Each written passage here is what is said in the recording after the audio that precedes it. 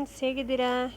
ನಾನು ತೋರಿಸಿರೋದು ಗೊತ್ತಾಗಿರಬೇಕಲ್ಲ. ಜೋಳದ ಹಿಟ್ಟಿನ ಮುದ್ದೆ ಮತ್ತು ಶೇಂಗಾ ತಂಬಳಿ ಮಾಡೋದು ಹೇಗೆ ಅಂತ ಹೇಳ್ಕೊಟ್ಬಿಡ್ತೀನಿ. ಸ್ವಲ್ಪ ಶೇಂಗಾ ಕಾಳು ತೊಗೊಳ್ಳಿ, ಮತ್ತು ಒಂದು ಸ್ವಲ್ಪ ಹುಣಸೆ ಹಣ್ಣು ತೊಗೊಳ್ಳಿ, ಕರಿಬೇವು, ಬೆಲ್ಲ, ಒಂದು ಸ್ವಲ್ಪ ಖಾರ ಪುಡಿ. ನೀವು ಹಸಿಕಾಯಿ ಬೇಕಾದರೆ ಹಾಕ್ಕೋಬೋದು. ನಾನು ಒಣ ಖಾರ ಹಾಕಿದ್ದೀನಿ, ಸ್ವಲ್ಪ ಒಣ ಕೊಬ್ಬರಿ. ಇಷ್ಟೇ ಇದಕ್ಕೆ ಬೇಕಾಗಿರೋದು. ಶೇಂಗಾ ಕಾಳು ನೀಟಾಗಿ ಹುರ್ಕೊಂಬಿಡಿ. ನೋಡಿ, ನಿಮ್ಗೆ ಗೊತ್ತಾಗುತ್ತೆ.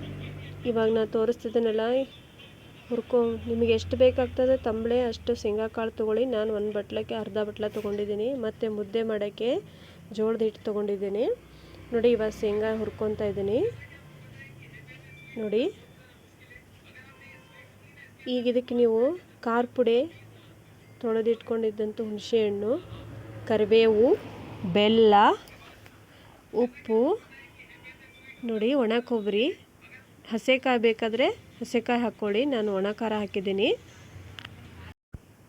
ಇಷ್ಟನ್ನು ಹಾಕಿ ಮಿಕ್ಸಿ ಮಾಡ್ಕೊಂಬಿಡಿ. ನೋಡಿ, ಕರಿಬೇವು, ಒಣ ಕೊಬ್ಬರಿ, ಮತ್ತು ಖಾರ ಪುಡಿ, ಉಪ್ಪು, ಬೆಲ್ಲ, ಹುಣಸೆ ಹಣ್ಣು ಇವನ್ನೆಲ್ಲ ಹಾಕಿ ಮಿಕ್ಸಿ ಮಾಡ್ಕೊಂಬಿಡಿ. ಮಸ್ತ್ ಆಗ್ತತ್ರಿ ಇದು ಜೋಳದ ಮುದ್ದೆಗೆ ಶೇಂಗಾ ತಂಬಳಿ. ನೋಡಿ, ಇವಾಗ ಉಪ್ಪು ಖಾರ ಎಲ್ಲ ಹಾಕ್ಕೊಂಡಾದ್ಮೇಲೆ ಅದನ್ನೇ ಸಣ್ಣಗೆ ರುಬ್ಕೊಳ್ಳಿ. ನೋಡಿ, ಸಣ್ಣಗೆ ಆಗಬೇಕದು ತಂಬಳಿಗೆ. ಮತ್ತು ಸ್ವಲ್ಪ ಜೀರಿಗೆ ಹಾಕ್ಕೊಳ್ಳಿ. ಇಷ್ಟೇ ಇದಕ್ಕೆ ಬೇಕಾಗಿರೋದು. ನೋಡಿ, ಸ್ವಲ್ಪ ಉಪ್ಪು ಹಾಕ್ಕೊಳ್ಳಿ.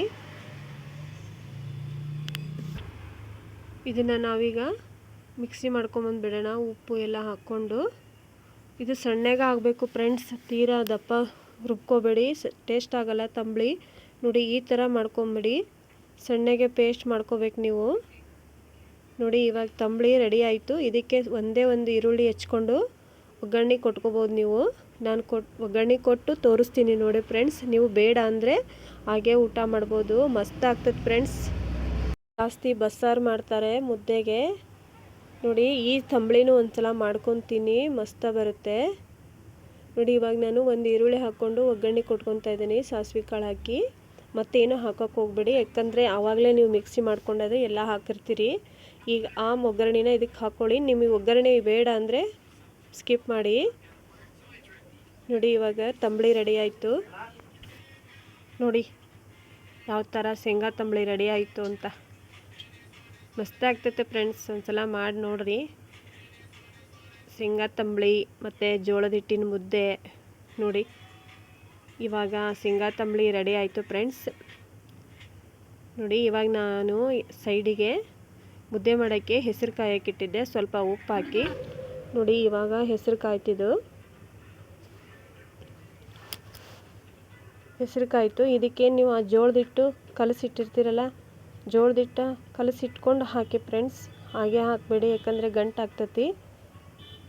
ನೋಡಿ, ಇವಾಗ ಇದನ್ನು ನೀವು ನೋಡಿ ಗಂಟು ಆಗದಂಗೆ ನೀವು ಕಲಿಸ್ಬೇಕು ಫ್ರೆಂಡ್ಸ್. ಸ್ವಲ್ಪನೂ ಬಿಡಬೇಡಿ, ಸ್ವಲ್ಪ ಹೊತ್ತು, ಇಲ್ಲಾಂದರೆ ಗಂಟಾಗ್ಬಿಡುತ್ತೆ ಮುದ್ದೆ.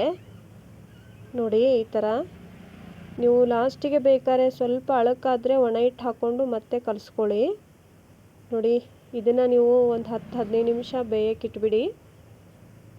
ನೋಡಿ, ಈ ಥರ ಆಗಬೇಕದು ಮುದ್ದೆ. ನೋಡಿ, ಇದೇ ಥರನೇ ಕಲಿಸ್ಕೊಳ್ಳಿ, ಯಾಕಂದರೆ ಅದು ಗಂಟಾಗ್ಬಿಡ್ತತಿ. ನಾವು ಮಾಡೋದು ನಮ್ಮ ಸ್ಟೈಲಲ್ಲಿ ನಿಮಗೆ ತೋರಿಸಿದ್ದೀನಿ ನಾನು ಮುದ್ದೆ ಮತ್ತು ತಂಬಳೆನ. ನೋಡಿ, ಇವಾಗ ಮುದ್ದೆ ರೆಡಿ ಆಯಿತು. ಮುದ್ದೆನ ಹೇಗೆ ಮಾಡ್ಕೊಳೋದು ಅಂತ ತೋರಿಸಿದ್ದೀನಿ, ತಂಬಳಿ ಮಾಡೋದು ತೋರಿಸಿದ್ದೀನಿ.